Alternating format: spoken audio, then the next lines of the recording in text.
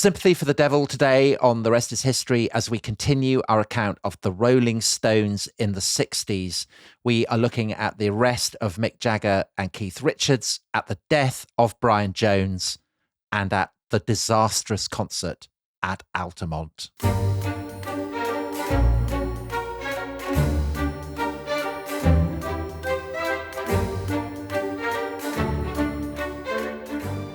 There's a big knock at the door. 8 o'clock. Everybody's just sort of gliding down slowly from the whole day, sort of freaking about. Everyone has managed to find their way back to the house. TV is on with the sound off and the record player is on. Strobe lights are flickering. Marianne Faithfull has just decided that she wanted a bath and has wrapped herself up in a rug and is watching the box. Bang, bang, bang, this big knock at the door, and I go to answer it. Oh, look, there's lots of little ladies and gentlemen outside. He says, read this. Unmistakable tones there of Keith Richards, of course, and he was being interviewed in Rolling Stone on the 19th of August 1971 about one of the most notorious episodes, really from the 1960s, one of the kind of iconic moments, and it is the evening of the 12th of February 1967. The scene is Keith Richards' country house at Redlands in Sussex, and the man at the door is Chief Inspector Gordon Dineley of the West Sussex Constabulary. And Dominic, he's come basically to search the house and to arrest as many Rolling Stones as he possibly can, hasn't he? And make an example of them. Yes, so this is the cue for one of the most famous trials in post-war British history. It's a very funny story, sort of tragicomic, and it's a brilliant window, I think, into the cultural life of Britain in the late 1960s. So last time we looked at the rise of the Rolling Stones and the way that they became folk devils in early 60s Britain. And today we're going to focus on the Rolling Stones in the last 3 years of the 60s. So we have the Redlands drugs case, a huge story at the time in Britain, front page news day after day. We have the tragic fate of Brian Jones, who is set up as this sort of doomed protagonist last time. And we have probably the two most celebrated concerts the Rolling Stones ever gave, two of the most celebrated rock concerts of all time, their appearance at Hyde Park and their appearance at the Altamont Raceway in 1969. There will be a lot of drugs. And perhaps surprisingly, given that this is an apparently trivial story about a rock band who are still in their mid-20s, there'll be an awful lot of death. So we're in February 1967, the summer of love, of psychedelia. So not natural territory for the Stones, certainly as they promote themselves, one might argue. And this will be a bit of the context for the story you're about to tell, isn't it? So what's the broader political context? So the mood has changed since the early 60s. When we set up the Stones last time, we talked about the sort of affluent society, a lot of money sloshing around in 1963, 64. It's the end of the 13 years of Toryism. Harold Wilson's Labour government are now in office, but they have kind of got into trouble. They've been in for 3 years or so. They're in a bit of a mess economically. There's a growing sense of anxiety about the state of the nation and about kind of social and cultural change, I think. So the mood of the 60s it's never one thing. It's kind of shifted. For the Stones, life seems to be, superficially, it seems to be good. They've had 6 British number ones, 4 American number ones, very famous songs, Satisfaction, Get Off My Cloud, Paint It Black, and Ruby Tuesday. They've been to the United States 3 times, triumphant tours. They've been twice to Australia and New Zealand.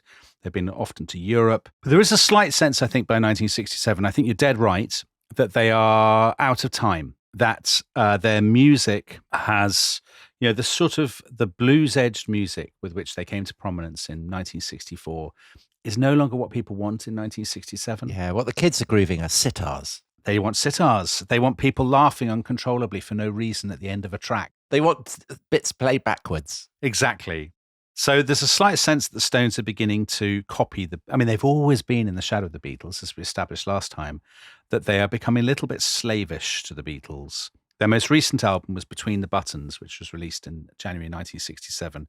It's a little bit more sort of folky and a bit more psychedelic than their previous records. They are, Tom, like so many blues musicians before them, they're at a crossroads. Now, They're also, of course, by this point, national celebrities and international celebrities. So in the last episode, we heard how they turned into kind of folk devils. Well, there's, literally a Faustian pact in that sense, isn't it? Yeah. That they have cast themselves as devils, when in fact, in all kinds of ways, they're not really. You know, they like collecting cricket memorabilia. Yes. Yeah, exactly. Exactly. They're like war films. They're like 1950s war films and things like that. So particularly Mick Jagger, Keith Richards and Brian Jones have become names. They've made that sort of transition to becoming names that people who are not really interested in their music will automatically recognize. They'll be in the gossip columns.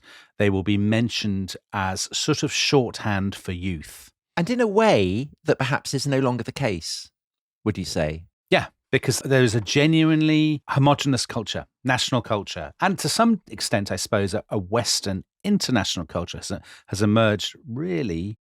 I mean, I guess it existed in the form of Hollywood, but, you know, they could walk down the street in Chicago and they would be immediately recognized in a way that would not have been possible for a music hall singer in the 1890s or something. Yeah. So they're always being mentioned, those three in particular, and media accounts of swinging London, 1965, 1966. They love nothing better than hanging around with old Etonian art dealers and aristocrats and things. And their success. Now, you mentioned the house, Redlands. I think that's actually really important. Their success is symbolized above all by their houses. The British are famously obsessed with property. All of them by this point, in the late 60s, have bought country houses. So Mick Jagger has a Victorian house called Stargroves in Hampshire. Charlie Watts has a 16th century house called Peckham's with Staff near Lewes. Brian Jones, a house that we'll be returning to, Cotchford Farm, Sussex, again, 16th century. Most famous owner was A.A. Milne. And has a swimming pool, of course. Bill Wyman has a tremendous house. He bought Gedding Hall in Suffolk, which had been built in 1480. And that came with the title Lord of the Manor of Gedding and Thornwood. I mean, the thing about this is it's interesting. They are kind of classier houses than the houses, say, the Beatles buy, apart from Paul, who lives in central London. Yes. They're more the kind of houses that working class people who've suddenly come into money would buy, because they're not familiar with the world of what you would buy that people who hang out with old Etonians would have. Yeah, I get that's true. I mean, they've bought the houses that Victorian industrialists buy. I mean, this is the house that you buy, I would say, when you've made an awful lot of money from ball bearings in 1840, and you want a country house and you want to ride to hounds and you send your son to a public school and all of those things. The Stones are very, very keen. So certainly Mick Jagger is extremely keen to embrace this lifestyle. But they're alert to history and to the kind of the cachet that a house would have, because maybe someone who had formerly lived there, in a way that buying houses on an estate on a hill in Surrey, a gated community in Surrey, wouldn't have that kind of patina. These are not stockbrokers' houses. These are houses of which they can, if they want, entertain the daughter of a duke, as Mick Jagger very much loves to do. So Keith Richards' house, Redlands, is part of this kind of Sussex, Lutyens-esque, Edwardian, Tudor beams kind of stuff. So it's actually 16th century, isn't it? But it's got that. You could imagine a murder mystery happening in the 1920s there. You could absolutely imagine that, or you can imagine Henry James living there at the turn of the century or something of that ilk, exactly. So the incongruity, I think, becomes an enormous part of this story. So Redlands has been in Richards' possession for a couple of years. We'll talk a bit about the house later on. On the 11th of February, Saturday the 11th of February, the Stones had been working on their next album, the disastrous Their Satanic Majesty's Request, at the Olympic Sound Studios in London. And they finish up and they all go their separate ways. And Jagger and Richards drive with a group of friends down into Sussex to Redlands. They're going to spend the weekend there. And it's a very, very late 60s sort of coterie that they have. So one woman, who's Marianne Faithfull, who's 20 years old, who had been well known now for 3 years. She's Mick Jagger's girlfriend. She'd made her kind of explosion onto the scene with the song As Tears Go By. Lovely song written by Jagger and Richards. Kind of sexy posh. Sexy posh, exactly. Yes. And they've got a couple of old Etonian sort of art dealers with them, Robert Fraser and Christopher Gibbs. So Robert Fraser is called Groovy Bob, isn't he? Groovy Bob.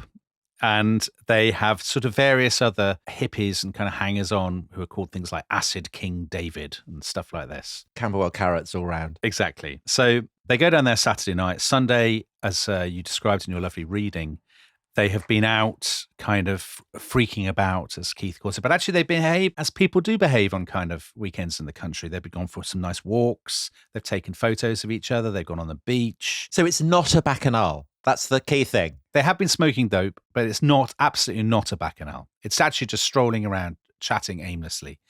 And then the police turn up at about 7:30. They've got the telly on. They're listening to records. Marianne Faithfull's having a bath. And the reason the police turn up is they have had a tip-off from the News of the World newspaper, now defunct, but then a colossal multi-million copy selling newspaper that specialised in stories about vicars being caught in sex scandals. The News of the World had been tipped off, almost certainly from one of the hangers-on inside the house, that the Stones were there and there were a lot of drugs. The News of the World were very keen on this story because, in a sort of complicated irony, they were already in conflict with Mick Jagger because they had falsely accused him of taking drugs openly in a London club earlier that year. What had actually happened is they'd got him mixed up with Brian Jones.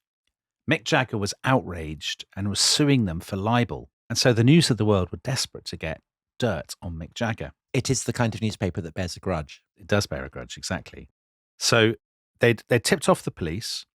The police had got a search warrant from a special sitting of magistrates in Chichester, and now they arrived, 18 uniformed policemen, men and women. And actually, you know what? The raid reflects very well on Britain, I think. Everybody is extremely polite.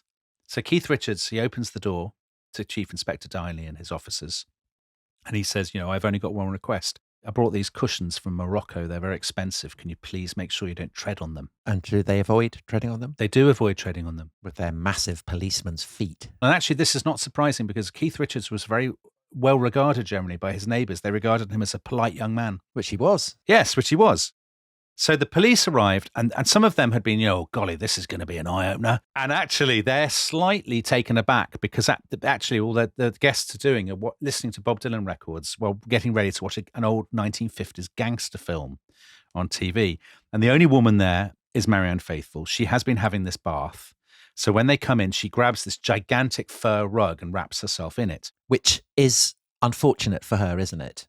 Because it enables an element of prurience to creep into the subsequent reporting. Salacious stories which are completely untrue, exactly. And actually, the policemen are not particularly shocked by this. So PC Don Rambridge, who was later interviewed about this, gave what I think was a slightly ungallant interview. And I think untrue. He said, she wasn't anything to look at anyway. She was obviously a dropout type. But I don't think, she clearly was very pretty. So this was very harsh of PC Rambridge. The thing that really shocked them, actually, was the incongruity of the Stones in this house. PC Rambridge, it gave us a bit of a shock. From the outside, it's a beautiful house, oldie-worldy, half-beamed. Then you go inside, it's decorated in mauves and blacks, all the beams painted like that.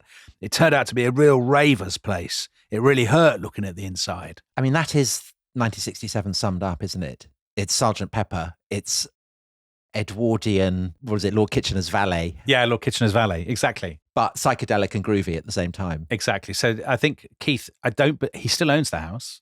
I don't believe it's still, I would be surprised if it's still painted mauve inside. I imagine. Tastefully done now. Tastefully done now. I think do you know what? It would amaze me if there aren't nautical prints.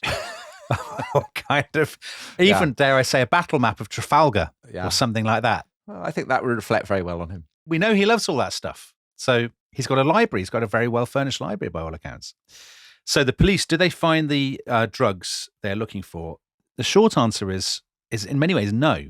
They're hoping for vast quantities of LSD and all this kind of thing, and they don't find it. What they find are there are some amphetamines in Mick Jagger's green velvet jacket. These are actually Marianne Faithfull's. And there's quite a lot of stuff owned by Groovy Bob, isn't there? Yes. So Mick says of these tablets, well, these are actually mine. They were given me by my doctor. But it's on Groovy Bob, Robert Fraser, the old Etonian art dealer, that they find marijuana, amphetamines, and 24 white tablets, which he says, oh, don't worry about those. They're just medicine or something. And actually, they turn out to be heroin. And the police are he was the one man they said, oh, he was a very nice man, very well spoken, very polite. And he was as good as gold, they said of him. Do you know what? He wasn't just a Groovy Bob. He'd been Idi Amin's commanding officer in the King's African Rifles. That's so 60s. So the News of the World, anyway, they had enough for their story. They had the amphetamines in Mick Jagger's jacket, and they had Groovy Bob's stash. And so the week later, they run this banner headline. They don't name them. They just say several stars. And then in March, the news breaks that Jagger and Fraser are going to be charged for possession of drugs under the Dangerous Drugs Act 1965. And Keith Richards is going to be charged for allowing the smoking of cannabis on his property. Although no drugs have been found on his person. Yeah, exactly. There's no evidence that he has, it's never alleged that he's, I would be surprised if he hadn't. I don't want to end up in a legal battle with Keith Richards, but it's very unlikely. It has been known. He's no stranger to that world, shall we put it that way? So on the face of it, listeners may say, well, this is a very trivial story. But at the time, it becomes absolutely enormous. And I think it becomes an enormous story because it's symbolic of deeper changes. So when the Rolling Stones were growing up in the 40s and early 50s, drugs just simply were never an issue in Britain. In 1961, a Home Office committee had been set up to look at drugs.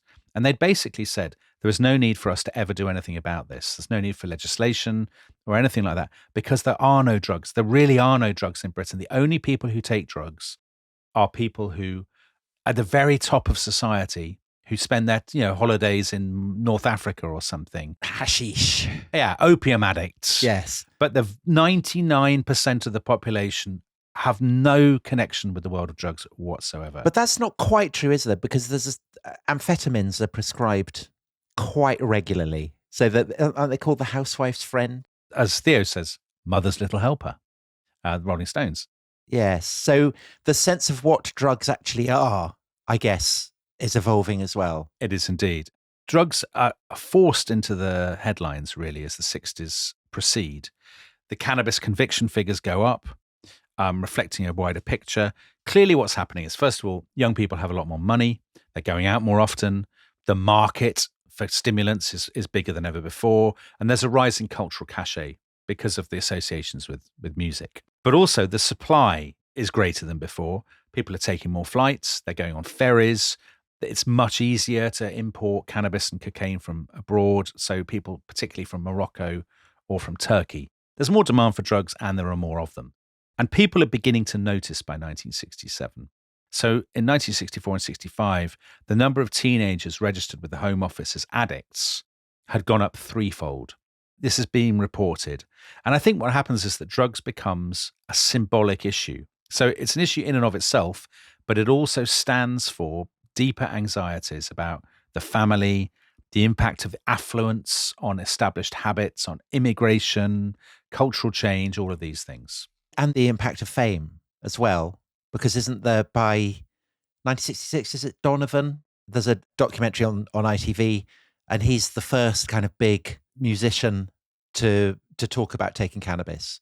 Yeah, or the Beatles, of course. But the Beatles don't kind of officially admit to taking drugs until, I think it's Paul McCartney talking about LSD in 67. Yes, I think it is 67. So actually just before the Redlands trial, interestingly. Yeah. But there is a sense that if you want to be groovy and with it and like your heroes, then you should be smoking pot. Exactly. And I think no one's talking about that in 1964, but by 1967, people are talking about it a lot. It's in the media a lot. And of course, they're reporting the scenes from the counterculture in San Francisco and so on. I mean, the first reports of that are appearing in the British press. So when you combine that issue, so drugs, which is already symbolic of deeper changes, and the Rolling Stones, who we established last time, are the supreme folk devils for kind of Middle England and for the newspapers of Middle England, you get really the perfect story. And it reminds me a little bit, obviously it's completely different, but it reminds me a little bit of the Profumo scandal, the great spy scandal and sex scandal of 1963, in that it's a very, very enticing and irresistible story that's actually about a wider sense of a society that's in the throes of rapid cultural change. And it's about the intersection of poshness and seaminess, isn't it? Yeah, which people love. Yeah, exactly. Seedy poshness, I think. If there's old Etonians and there's bad behavior, people love it. Absolutely love it. So actually, the funny thing is the Stones are slightly hard done by because although later on they become very much associated with drugs, obviously Keith Richards, at this point, they are not especially keen drug users. So Bill Wyman and Charlie Watts were nicknamed the straightest rhythm section in rock and roll. Yeah, they're going back to hang out and have their cocoa. And Yeah, right, exactly. Keith Richards is not yet taking heroin. And there is an alternative story that the press could have told about the Rolling Stones. So Mick Jagger, a few months after this, my favourite Mick Jagger fact of all time is that he joined the Country Gentlemen's Association, a landowners society that had been first founded in 1893.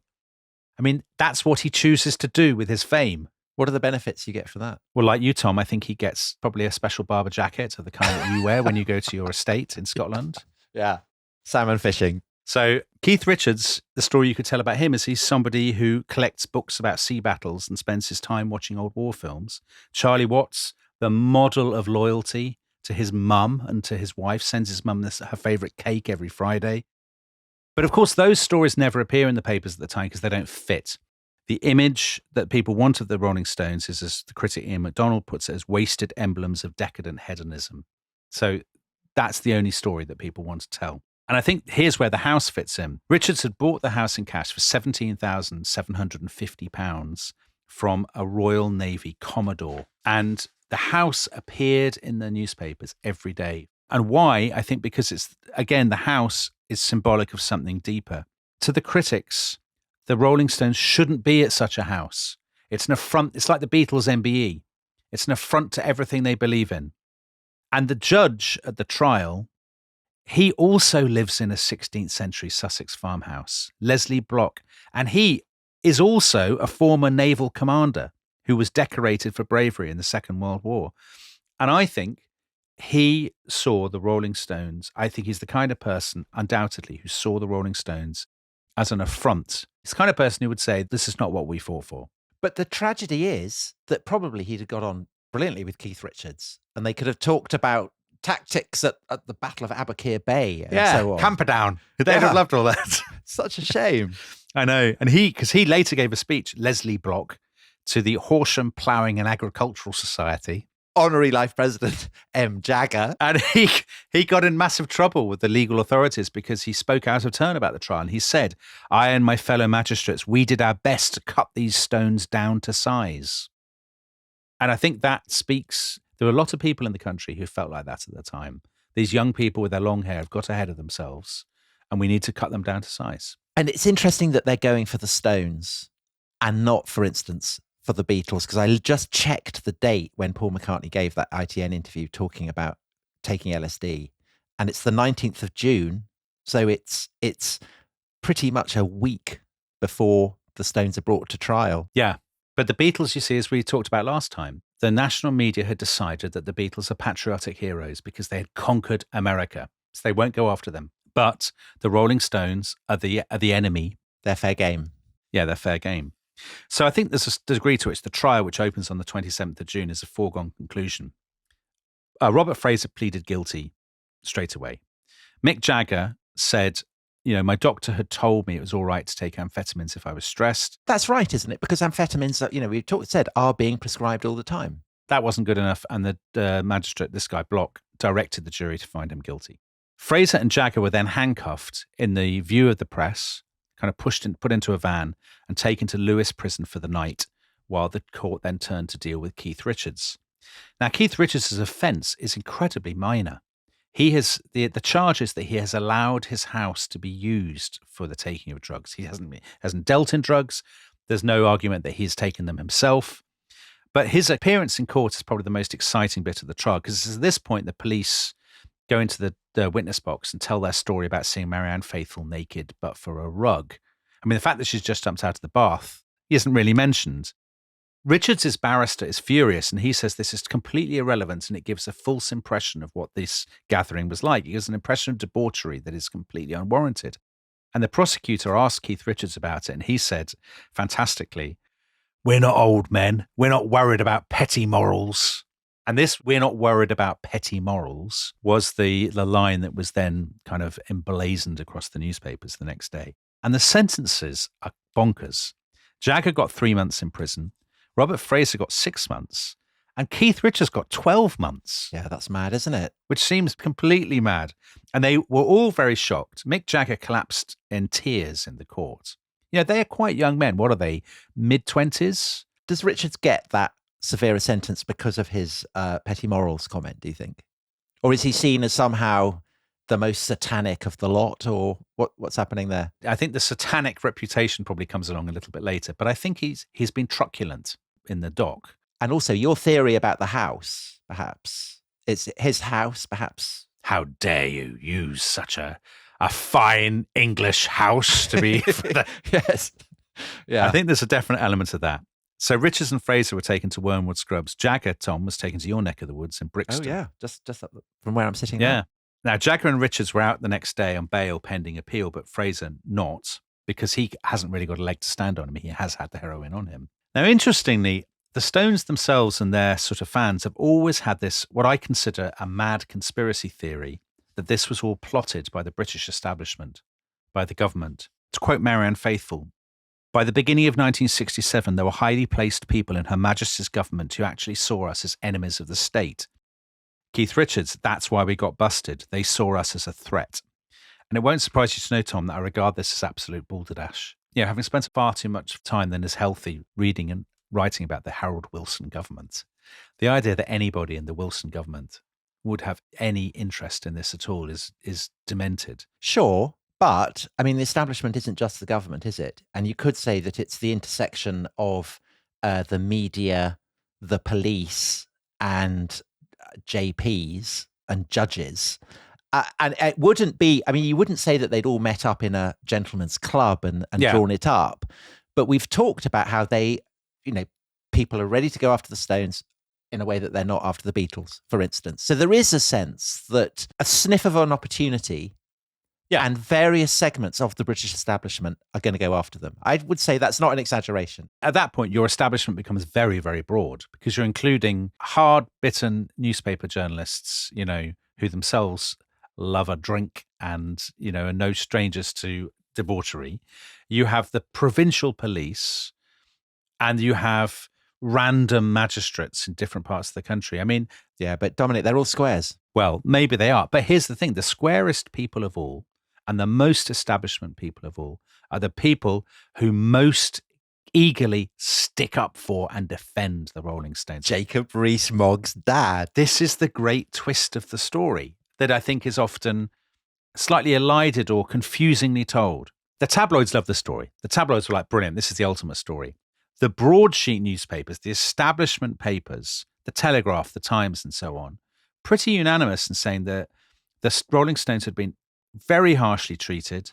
The judge and the police had no business bringing their lifestyle into it, the fur rug and the music or whatever, and that it was a disgrace that they had been handcuffed on their way out of when they were clearly no threat to anyone and they weren't going to run away or anything like that. And the man who makes this case most powerfully is, as I said, the father of Jacob Rees-Mogg, the ex-Tory MP now, William Rees-Mogg, who's editor of the Times, and he picks out this perfect quotation from Alexander Pope, who breaks a butterfly on a wheel. Yeah, exactly. And it's one of the most famous editorials the Times has ever run, by the way. He says, it's outrageous to punish Mick Jagger because of, and I quote, the primitive prejudices of people who resent the anarchic quality of the Rolling Stones' performances, dislike their songs, dislike their influence on teenagers, and broadly suspect them of decadence. And William Rees-Mogg said, it's an unsigned, leader. And so it's from the Times. And it said, British justice demands that Mr. Jagger, they used him as sort of shorthand for the defendants generally, is treated exactly the same as anyone else, no better and no worse. And the further twist about this story is you may say, well, thank goodness, the Times on this is speaking for Britain. But it wasn't. Because when you look at surveys and polls from the time, a survey a couple of months later found that most young people thought that Mick Jagger's sentence was perfectly fair. It wasn't, only 1 in 4 thought it was too harsh. Another survey done by ITV, their World in Action program, found that 85% of the young people they asked thought that Mick Jagger deserved to go to prison. Some people may be surprised listening to that, but to me, that's not surprising at all because all the data we have about young people in the 60s suggests that they had very conservative attitudes towards social and cultural issues. I think also it's tied up with the sense of the Stones as the embodiment of cool, because if you are not cool, your resentment and dislike of those who are cool is all the greater. Wouldn't you say? Whereas William Rees-Mogg in his pinstripes doesn't have to worry about that. That's not an issue for him. Yeah. Do you think a lot of sort of suburban young people who are not part of the cool set don't go to university, as most people don't, of course. They think they're having all this fun. Why should they have all this fun when I have no fun at all? Right. And again, I would imagine there's the sense of the poshness of the house would play into that. Yeah, I think you might be right. If you're in your mid-20s, the opportunities to own a house, let alone a 16th century house in Sussex, fairly limited, I'd have thought. Tom, I think I don't want to give anything away, but I think if we saw some, rival, very successful historians sent to prison for having too much fun, I mean, our WhatsApp group would be going wild. No, wouldn't it? You would. I wouldn't. I would be sorry for them because I'm a nicer person than you. Well, but that's the difference, I get the force of your observation, Dominic. So anyway, Richards's conviction was overturned on appeal by Lord Chief Justice Parker at the end of July. Mick Jagger's conviction stood, but the original sentence was quashed. The prison sentence was considered much too harsh. And actually, that very evening, this is such a 60s thing, he went on a special talk show edition of World in Action with the combination of William Rees-Mogg at the editor of the Times, the Bishop of Woolwich, and Harold Wilson's first Home Secretary, Frank Soskis. And Jagger went on this program and he made a point of saying, I'm not a rebel. I really respect the wartime generation. I really am so sad to see myself at the center of all this. And the Times had special praise for him the next day, said he was articulate and thoughtful. He has much more grace of manner than one would have expected, which isn't really not that surprising because, as we said last time, he's a very bright grammar school boy who got into the London School of Economics when it was really hard to do so. And he judges his look perfectly. He looks cool. Yeah. But it's not kind of aggressively 1967. Kind of white suit, I think. It's sort of, yeah, exactly. He's very well dressed. So there is one aspect. It appears that all's well that ends well, but this has not ended well for everybody because the third man of the case is this guy, the art dealer, Robert Fraser.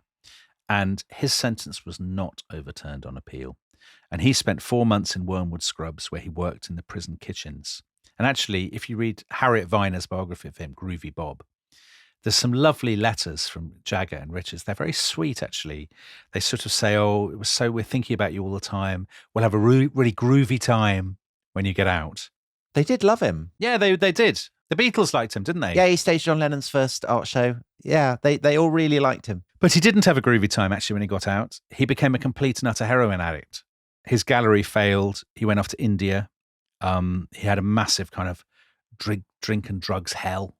And he ended up dying of AIDS in 1986. So if you want a story that captures the darker side of the 60s, the casualties and so on, his is a really, really good example. And actually, after the break, when we continue the Rolling Stones' story, this will get an awful lot darker. And we will be looking a lot more at the lives destroyed by the excitement of the 60s in the second half. So join us in a few minutes and we will be painting it black.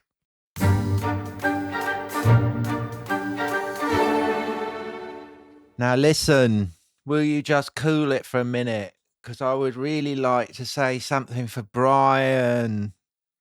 I'd really dig it if you would be with us, just cool it. About how we feel about him just going when we didn't expect him to. Peace. Peace. He is not dead. He doth not sleep. He hath awakened from the dream of life. 'Tis we who lost in stormy visions keep with phantoms and unprofitable strife, and in mad trance strike with our spirit's knife invulnerable nothings. We decay like corpses in a charnel. Fear and grief convulse us and consume us day by day, and cold hopes swarm like worms within our living clay. Mick Jagger, of course, reading Adonis, Shelley's elegy on the death of Keats, and he is there comparing John Keats to Brian Jones, who has just died, and he's talking at Hyde Park Festival. I think that comparing Brian Jones to John Keats is flattering Brian Jones. I think it is. But we'll come to that. So, Dominic, you mentioned the Hyde Park concert held on the 5th of July, 1969. At least 250,000 people gathered there to hear it as one of the Stones' two most famous concerts. But what gives it its fame and its resonance is the circumstance the fact that Brian Jones is founder member of the Stones is dead. So what's the backdrop there? Because we haven't actually really mentioned Brian Jones up to now, because he was not at the party. He was not. And just before I get onto Brian Jones, Tom, I will once again congratulate you on a really superb impression. I enjoyed that very much. So yes, Brian Jones is without question the founder of the Rolling Stones. If you listen to the first episode, you'll remember he places the advert. He puts the band together, and at first he's effectively the manager. But from quite an early stage, the others have realised he is fragile, he's flaky, he's very demanding, he's hard to get on with. He crucially refuses to write his own songs because he just wants to basically do blues songs. So as early as 1963, he's been marginalised by Mick and Keith and Andrew Loog Oldham, their first manager. And over time, this has got much worse. He has been torn between resenting Jagger and Richards and their fame and trying to suck up to them. And actually, by the time they really become internationally famous, the others have come to really dislike him. I hate to laugh because he has a very tragic fate, but they're so horrible about him in their interviews. So Mick Jagger, normally the way their interviews work is that they'll always say, "Oh, we love Brian. Brian was wonderful. Such a shame about Brian." And then in the next sentence, they will say, and I quote, "He was an extremely difficult person. There was something very, very disturbed about him. He was a very paranoid personality." And my favourite one is by Ian Stewart, who'd been their keyboardist, a Scotsman, who was basically pushed out of the band. Guy with a massive chin. Massive chin. And then he became their kind of roadie, isn't he? Yeah, kind of roadie and a sort of Stones whisperer who accompanied them on tour and stuff and was sort of the conscience of the band. He said of Brian Jones, "He was a very difficult person. Nobody wanted to be in the same car with Brian for any length of time." And then my favourite line, I think, in all history, being Welsh, he had a very obnoxious streak to him. Well, and that is one for our Welsh listeners who are always complaining that we never do any Welsh history. So yes, I mean, it's important to emphasise this is an inter-Celtic disagreement here because this is a Scotsman talking. Yeah, of course. So as Brian Jones has been forced out of the band, he ended up moving into this Mews cottage in Chelsea. He had a string of girlfriends who he treated incredibly badly. I mean, there's always discussion about whether John Lennon treated women badly. Brian Jones is in a different league. I mean, he really does beat up his girlfriends. He's drinking at least a bottle of whiskey or brandy a day, swallowing handfuls of pills. The music press start to notice that even at this point, 1965, he's disappearing and he becomes very sort of insecure. And then at the end of 1965, he meets this woman called Anita Pallenberg. Now, she is groovy. She's an extraordinary person. So she's a West German model from a very, very wealthy, artistic German family. She'd studied art restoration and graphic design. She speaks 4 languages. She's obsessed with black magic. She sort of puts it about that she's a witch. She ends up, of course, a massive heroin addict. And she and Brian have this very strange, self-destructive relationship. Tons of drugs, putting on and off Nazi uniforms, sadomasochistic sessions. It's all happening. And it reaches a sort of climax with this disastrous holiday they go on to Morocco with Keith Richards. So Keith's in the middle of the Redlands chaos and he wants to get away from the press. And they say, "Oh, come with us to Morocco." And they drive off. I mean, it's a sign of how these worked in the 60s. They didn't fly, they drive. And they get across France and Brian Jones fell ill in Toulouse. Keith Richards and Anita said, "Well, we'll go on, you can catch us up." By the time he got to Marrakesh, he caught up with them, they'd started to have an affair. And there's terrible tension. I mean, it's like the world's worst holiday. And eventually Brian Jones cracked and he beat her up really badly. And then he said, "Oh, I feel a bit bad about that. I'll make it up to you. Why don't we have an orgy with some local prostitutes?" Because nothing says sorry like that. No. And Keith Richards at this point said, "Come on, mate, enough's enough." And he drove her all the way back to London and left Brian Jones behind. And Jones took this incredibly badly. So he returned to Britain a complete wreck and he went around saying to people, "They took my music, they took my band, and now they've taken my love." Which would be moving if he hadn't been beating her up. Keith Richards was very... Do you want to read his line, Tom, in your excellent voice? There was extra hassles between Brian and me because I took his old lady. You know, he enjoyed beating chicks up, not a likeable guy. I honestly don't think you'll find anyone who liked Brian. If something happened to me at the rest is history and you, Theo and Tabby were saying stuff like that, Tom, I'd be gutted. I'd be absolutely gutted. I was worrying about the other way. Interesting. Anyway, his flat is always being raided in 1967, 68 by the police. Actually, this whole business about the establishment conspiracy. So here, I think you have an example of why the establishment conspiracy stuff doesn't work. The magistrates are constantly kind of letting him off. His sentence, he'll give him a sentence, then it's overturned on appeal. Is that because it's perhaps in London and they're just groovier in London? No, I don't think so. I think it's that they're genuinely not. They're sort of the silly stereotype, which is, oh, they're just hatchet-faced old men. It's just not true. They're sensible, decent.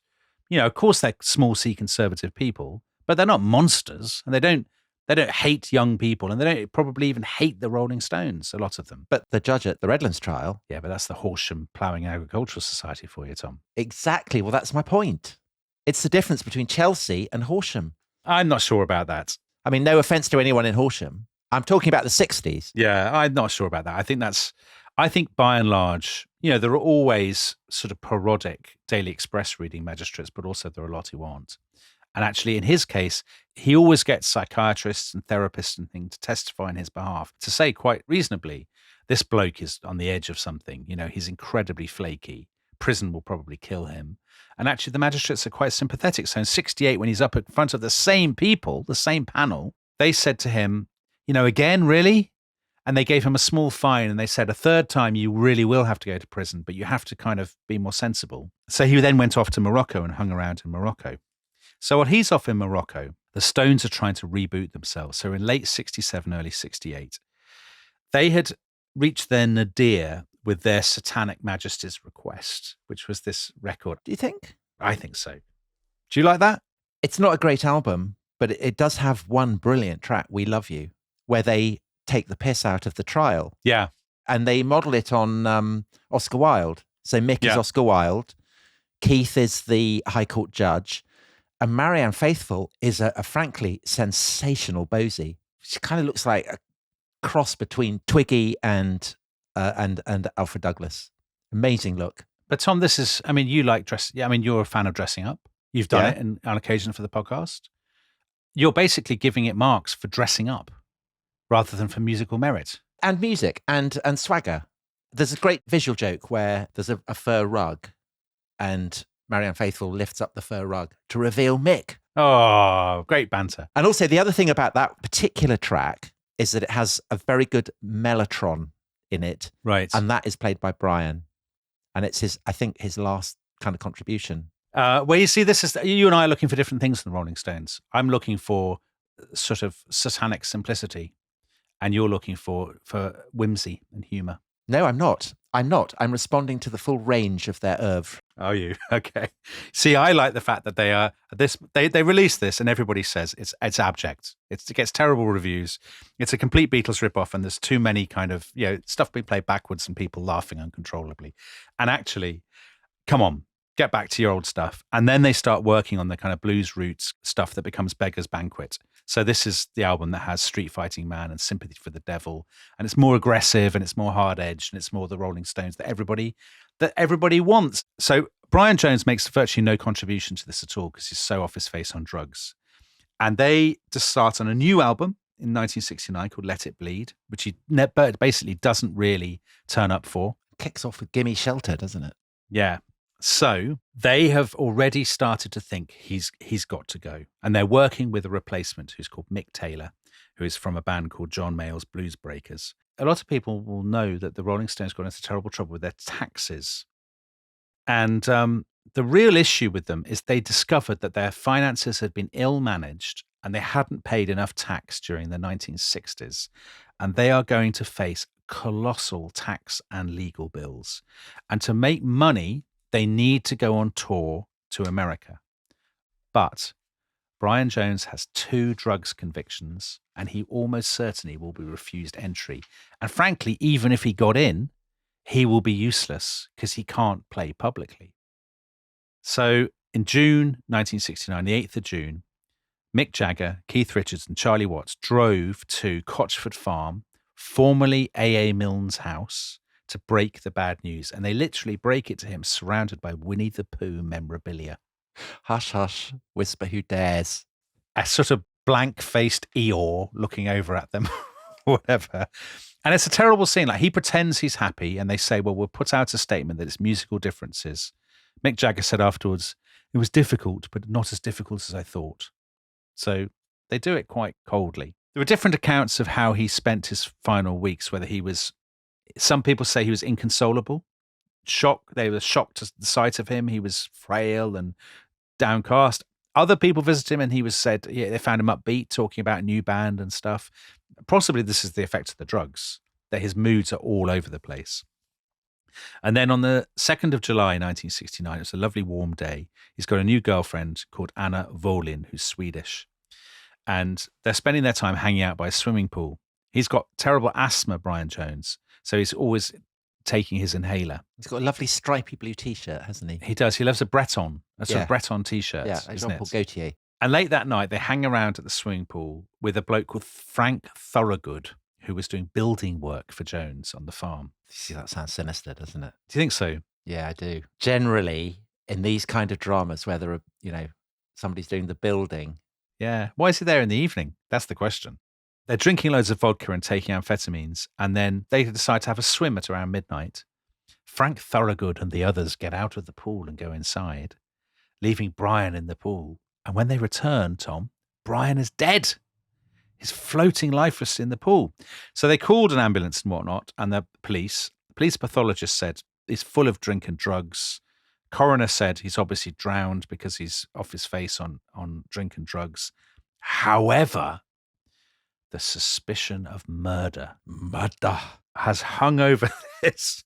If you go on the internet, there are demented conspiracy theories. I mean, the two best ones are one, killed by the mafia, presumably using the same team that killed Kennedy in Dallas in 1963, and that the other Rolling Stones killed him, which seems unlikely to me, actually. Improbable. So in the 2000s, there started to become allegations. You can find them very easily. They're in Anna Volin's own book, the girlfriend's book, The Murder of Brian Jones, that the builder, you identified him from the beginning, Tom. I did. I fingered him. Frank Thorogood. You're safe from being sued by him because he died in 1993. And it is said that on his deathbed, he made a confession that he had killed Jones. So you're sticking to that, are you? No, I'm floating it out, but I'm saying that this is probably what would happen if this were a Sunday evening detective drama. Like Bergerac. No, not Bergerac. Bergerac's brilliant. You can't be dissing Bergerac on this show. No, what's it? The one where they're always killing each other. The Village. Midsummer Murders. Midsummer Murders. Midsummer Murders. It makes a brilliant edition of Midsummer Murders. Yeah. Well, anyway, Charlie Watts doesn't think that. He despises, I don't know what he thinks about, or he thought about Midsummer Murders. He'd have loved it. He'd have stayed in on a Sunday night. He would actually. A cup of cocoa, settled down. He'd have loved it. He'd have watched the Antiques Roadshow first, and then he'd have watched Midsummer. He'd have actually exhibited stuff on the Antiques Roadshow, given the chance, I imagine. Yeah. He'd have lent his house as a set. Exactly. Well, Bill Wyman with a metal detector. Remember Bill Wyman? We used to go around with a metal, maybe still does, with a metal detector, detecting things. I mean, there's another side to Bill Wyman's life, which we don't need to go into. But, well, all of them. Charlie Watts said, all that about Brian being knocked off is rubbish. I know a lot of people, this is the next line, is classic Rolling Stones interview. I know a lot of people who would have willingly knocked him off, but it didn't happen. There's a slight air of disappointment about that, I think. Yeah. Charlie Watts said his pool was too hot. Whenever you got there, it used to shimmer with heat. You would drive down there on a spring morning and the heat would be rising off the top. So it was too hot, and that's what killed him, according to Charlie Watts. Right. Well, I mean, probably accurate. Yeah. Well, maybe. He doesn't sound, I mean, clearly he was very, very ill and not treating his illness in a sensible way. Exactly. I think that's exactly right. Now, the Rolling Stones had already made a plan to have this concert at Hyde Park on the Saturday, the 5th of July, for the maximum publicity to unveil his replacement, Mick Taylor. So they were going to have this free concert. And the arrangements had already been made. A special souvenir edition of the London Evening Standard, 6 different TV crews. They were going to be transported to the stage from their hotel in an armoured personnel carrier.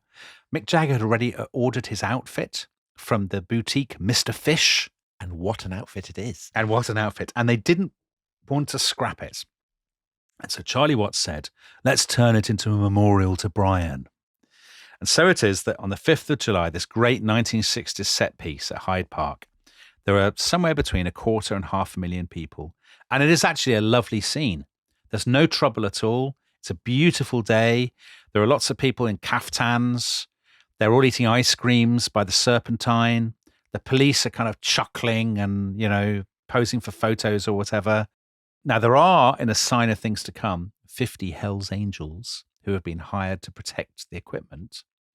But, they get on all right with the crowd. It's all fine. The concert starts at 1:00, various warm-up acts. And then at 4:00, the Stones finally appear. And Tom, there is a bombshell as Mick Jagger unveils this long-awaited outfit that he's had specially made by Mr. Fish.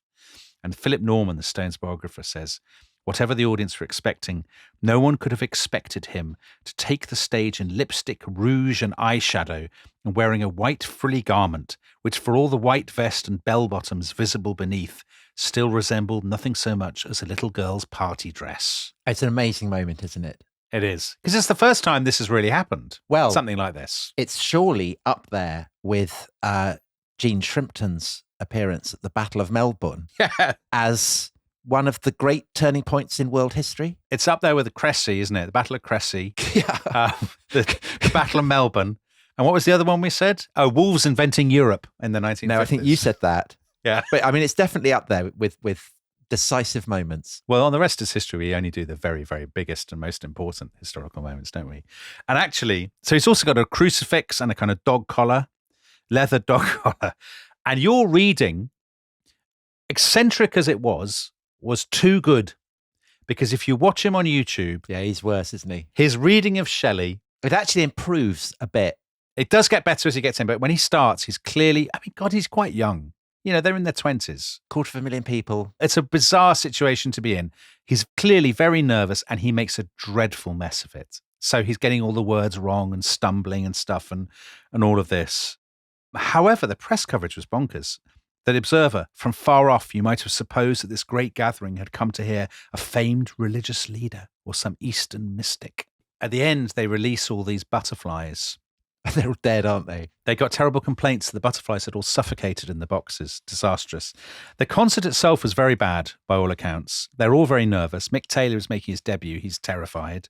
However, as a public spectacle, a huge occasion, a great success. And as with every great 60s occasion, a mad column afterwards in The Guardian. So Richard Gott... He's the KGB agent, isn't he? Yeah. Isn't he a KGB agent? He was a KGB agent of influence, I believe. He gave my first book, Never Had It So Good, a disobliging review. Okay, well, let's diss him. There wasn't enough about the Cuban Revolution in it. And people in Britain cared about nothing so much as the Cuban Revolution. He didn't dig your insistence on washing machines. No, he said, what's all this nonsense about people going to garden centres and Kingsley Amis? I want the Cuban Revolution.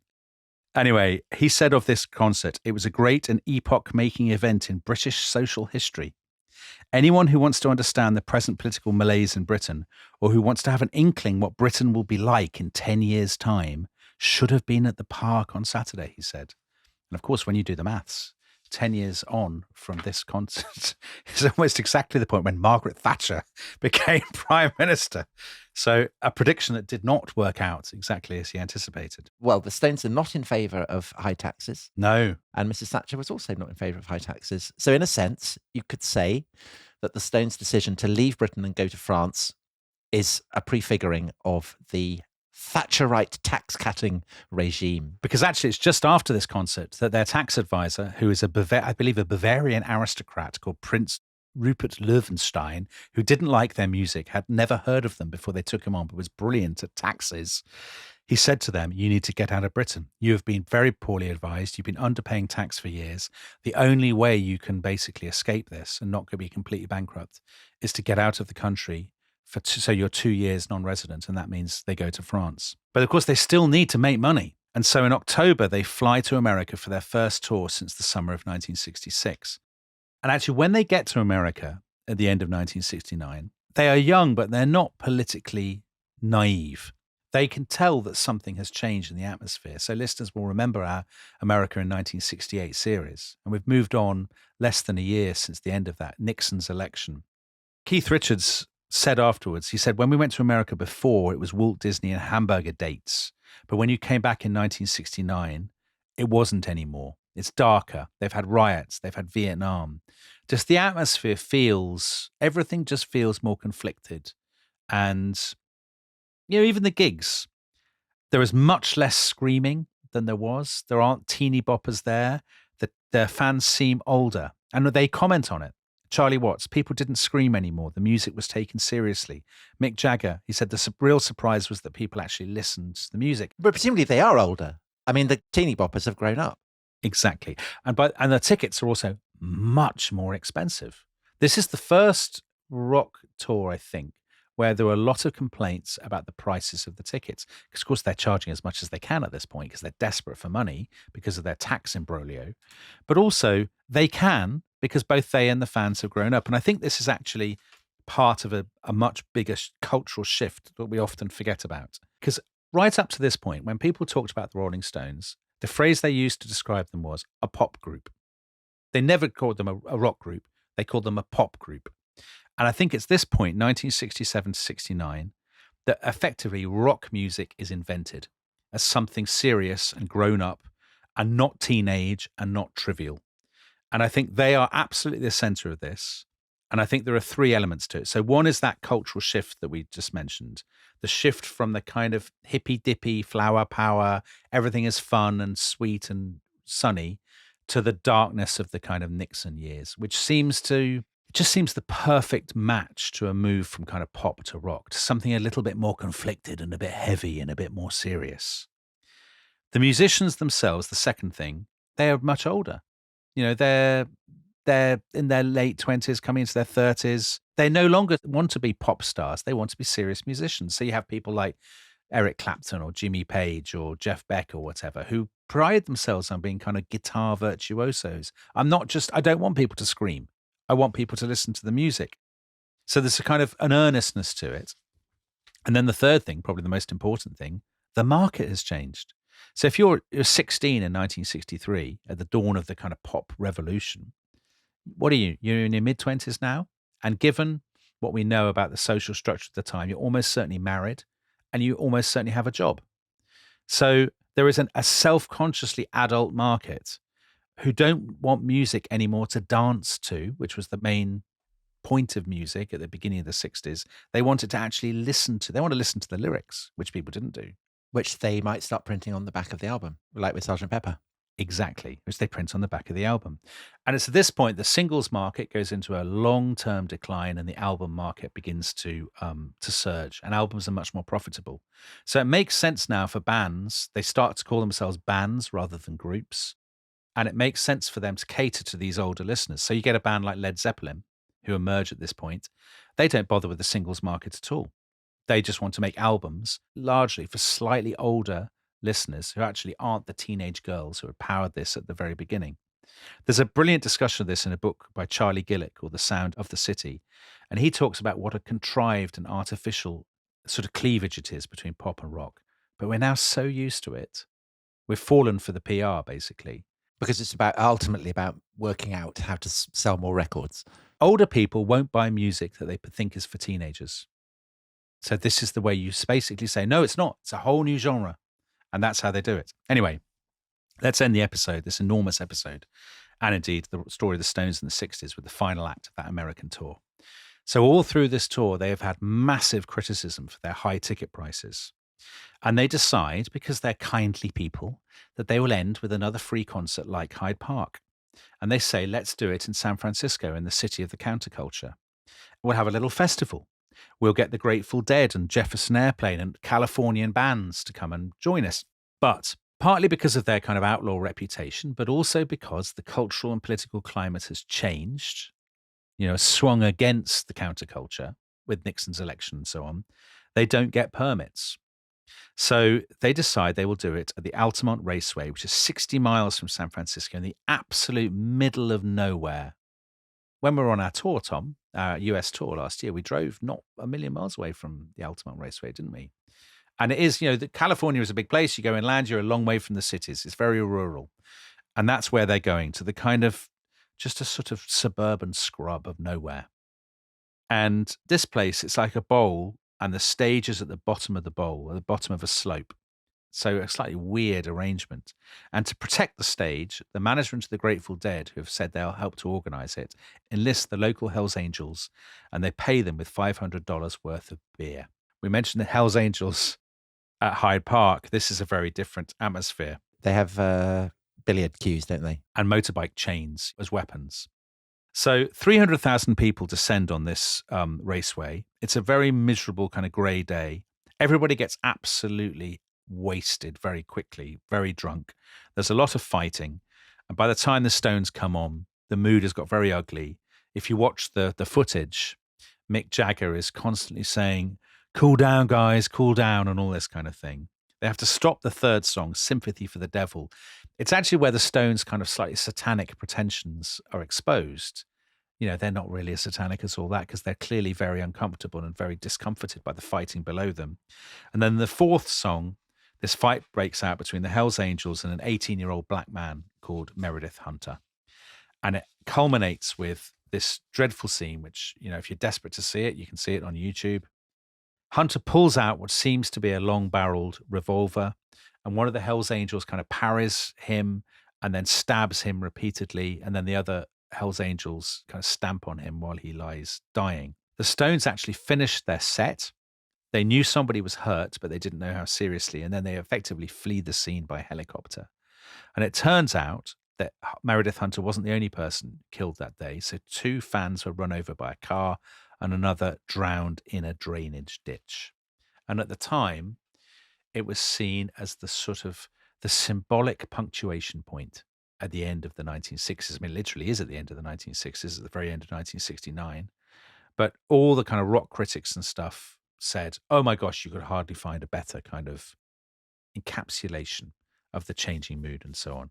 The US rock writer Ralph Gleason, a few months later, wrote, "If the name Woodstock has come to denote the flowering of one phase of the youth culture, Altamont has come to mean the end of it." Now, I don't actually think that's quite right. I mean, I think it had already ended. Nixon had already been president for a year. The summer of love was over.